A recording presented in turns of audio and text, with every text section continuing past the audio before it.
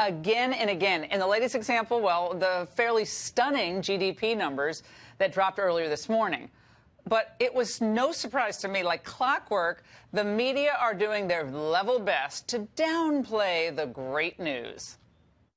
1 quarter of growth does not a transformed economy make. As we all know, the numbers bounce around a lot from quarter to quarter. It's good to see, but will it last? Yeah, exactly. President Trump is going to take a lot of credit for these good numbers. Don't believe him. It's a lot of people who bought things because they're worried about his tariffs, and a lot of false growth from tax cuts juicing the economy. I actually heard people saying it was all Obama's economy. They sound, all of them, really excited about this chance for more American success, don't they? Well, here to react is the chairman of the White House Council of Economic Advisors, Kevin Hassett. Kevin, thanks for joining us tonight. It's great to be here. Thank you. I know you're not surprised, because I knew this would happen. This number comes out after, and we're going to play some of the great predictions from last year. And these media types do everything in their power to downplay it or give credit to President Obama. It's stunning, frankly. Right. I mean, after President Trump, it's Laura Ingram's economy, really, right? Because he pursued the policies that you've been advocating for years and years. How long have we known each other? 20 years? Something 20, like that, right? 20 plus. And the fact is that we've said if we cut corporate taxes, then the jobs will come home. We've said that if we pursue energy dominance, then there'll be lots of exploration and drilling. And we said if we pursued better trade deals by showing that we're tough, that we'd reduce the trade deficit. And so if you look at the numbers that just came out, we've got a capital spending boom, structures investment skyrocketed because of all the drilling, and the trade deficit went down and contributed to higher GDP growth. And so everything about the Trump agenda is working. And of course, that's going to drive the critics crazy. And I'd like to add one last thing. I promise not to filibuster, that there can be a sugar high in economics. And so do you remember Cash for Clunkers, which was their brilliant idea for Civilization? Okay. Oh, yeah. So they bought a bunch of clunkers, and then the people had to go out and buy a new car. And so then GDP growth went up a lot in that quarter. But then after that, they had a new car, and it went back down, right? And so that was a sugar high. What we see is capital spending. And capital spending increases supply. And so all of those factories that are being built this quarter are going to produce output in the next quarter. And that output is going to sustain the growth. And that's what the president talked about. Well, some of the doubters, Kevin, are saying, well, a lot of this has been juiced by other countries buying our soybeans in anticipation of the tariffs that are now not going to happen, at least as far as Europe goes. So they were stockpiling the soybeans. There was a huge increase in U.S. exports of soybeans just because they were stockpiling. And so that, in other words, they say in the months coming, these countries won't need to buy as many soybeans. That's going to put downward pressure on our GDP. Thus, the 4.1% very high level of today is not sustainable going forward. The president said, look for higher numbers today. Well, you know, I don't know higher numbers, but I don't want to disagree with the president either. But the fact is that, you know, we understand farmers in the White House. We know that the soybean crop is, you know, about to be harvested in September, and prices have gone down. And in part, they've gone down recently because the Chinese did stockpile, you know, lots of soybeans in anticipation of a trade dispute. And so that is true. But there are a lot of other things in the trade data, too, like the reshoring of activity because we're no longer in an unattractive tax environment. But the biggest news, though, the biggest news in today's GDP report, which I think is going to frustrate the Democrats, is this old thing called inventories, right? And so if everybody's decided they're optimistic about the country and they're going to go out and buy stuff, then the firms will ratchet up their production. But if consumption is really, really high, then they're going to have to run down their inventories because they're selling stuff off the shelves, right? Because their production can't adjust so fast. And so inventory adjustments subtracted 1% from GDP growth this quarter. So really, we've turned into like Fox Business somehow tonight. But I apologize, but the point is that 1% we're going to get back. We're going to get the 1% back because they have to rebuild it. Like the shelves are empty, so they got to build stuff for the shelves. I get it. I got to remind everyone for some fun things here. This is what Paul Krugman said.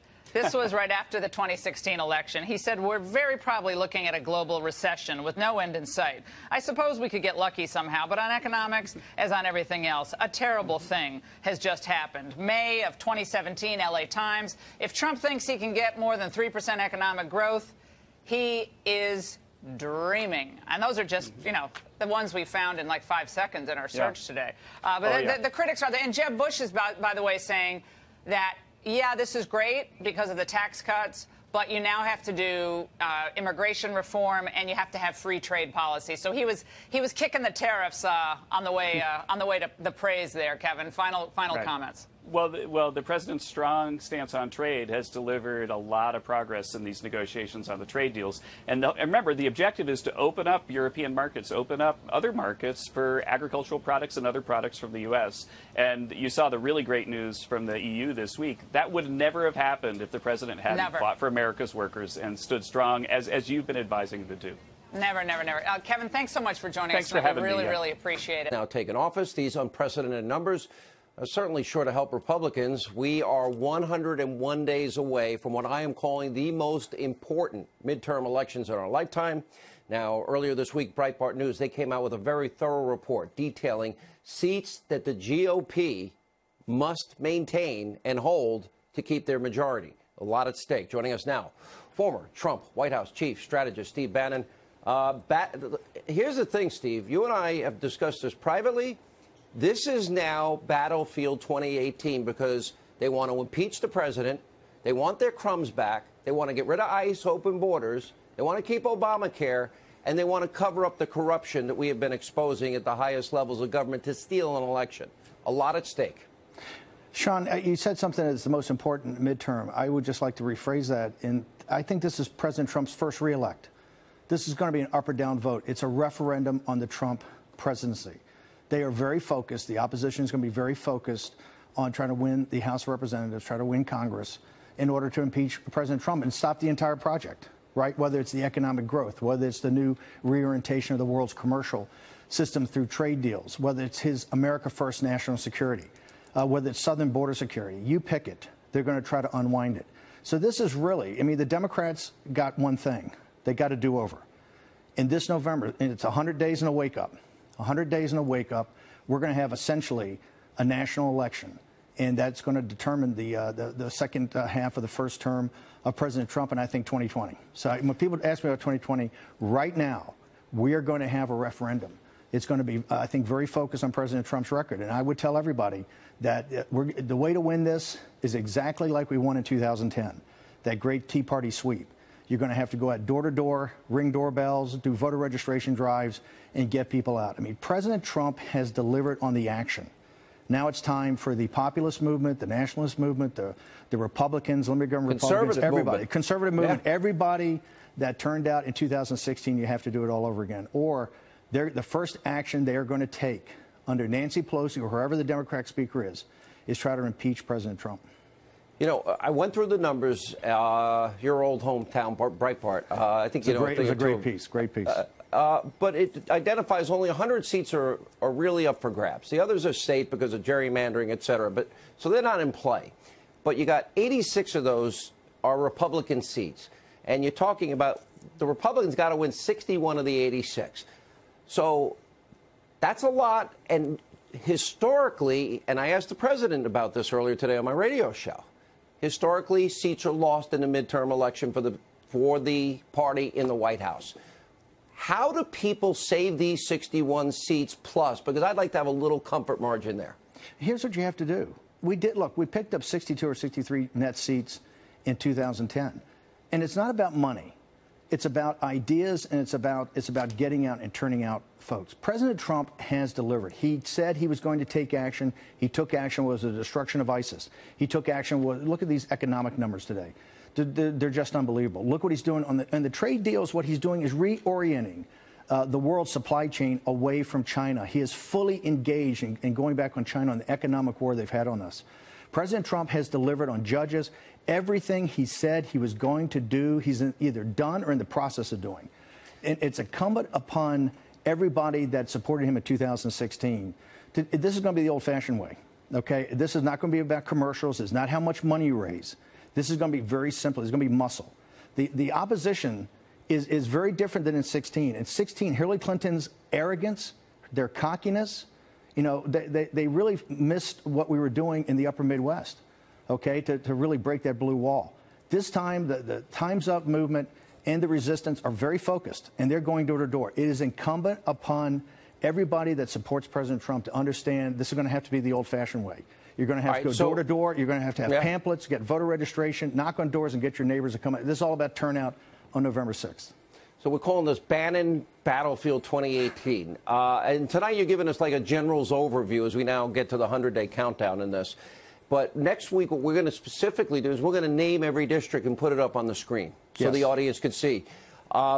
Here's the thing, because there are some people that rightly will look at their congressman and they'll say to me and you, Hannity, Bannon, my congressman's a rhino. My senator's a rhino. You're asking me to go support this guy. I went out and supported Trump, but the stakes are so high what they want to do to the Trump agenda, which is the answer. At least that's my answer. I don't want to put words in your mouth. No, this cuts to the heart of it. This is a national referendum. Whether it's a rhino, whether it's an establishment figure, whether it's somebody, either a congressman or a senator, that you don't fully support, that is not the question now. The question is about the Trump agenda. The question is about President Trump and his agenda. And you're going to have to just put, you're going to have to sometimes vote for people that you're not totally comfortable with, okay? And this means some establishment figures, some rhinos. It doesn't matter. This is a national referendum. It's an up or down vote on the Trump presidency. If we take and force everything to November 6th, we're going to win this. There's not going to be a blue wave. And here's the benefit of not having a blue wave. When they don't get the blue wave that they've been selling their grassroots people they're going to have, they're going to turn on themselves on a civil war in the Democratic Party. And I got to tell you, it's going to make 2020 much easier. There's a reason. Wait a minute. You just motivate. There's a big, and it's already developing. Just look at the job numbers. Put aside the success North Korea, and yes, we now have remains from that war coming home this very day, and no more rockets being fired, and a dismantled nuclear test site, and then the Iranian deal he promised to get out of. Jerusalem's the capital, and the toughest sanctions we put on Russia. But more importantly, we now have record low unemployment in this country in 14 states for women in the workforce, African Americans, Hispanic Americans, Asian Americans, and the military that have been out of work. And millions now have been taken off the food stamp rolls with more jobs available than people on unemployment. This didn't happen as fast when Reagan was president, who, I'm a Reagan conservative. If you look at the actions he's taken, and you look at the results we already have, including the judges and the redoing of the federal judiciary, it's been nothing short of extraordinary. Donald Trump is a historic president. Donald Trump's a transformational president. If you want to keep that transformation going, that's why this November is not a midterm election. This midterm is the first reelect of Donald J. Trump. And everybody's going to have to put their shoulder to the wheel. It's exactly, Sean, as you remember, what we did in August of 2016. We brought the Republican establishment together, the Trump movement together, grassroots conservatives together. We put our heads down, and against tremendous opposition of the media, the opposition party media, and all the money the Clintons raised. It didn't make a difference. We won, and we won big in a historic landslide. That can happen again, and it will happen again, if people start to focus on what November 6th is, which is a national referendum on the presidency of Donald Trump. All right, let me tell everybody, so we're going to bring you on as often as you can. I know you travel a lot, pretty much once a week from now to Election Day. And so everybody knows Steve does not like doing TV. But you think this is so important that you want to identify, and we'll do this next week, we will identify every single district that's going to matter, where the real, battle fight, if you will. The battlefield. The Bannon Battle Fight 2018. Well, we will show people, Sean, you've been so gracious to try to talk to me about this, is that I think people need to focus on where this battle is going to take place. And it's going to be, people are going to have to put their shoulder to the wheel. It's game on.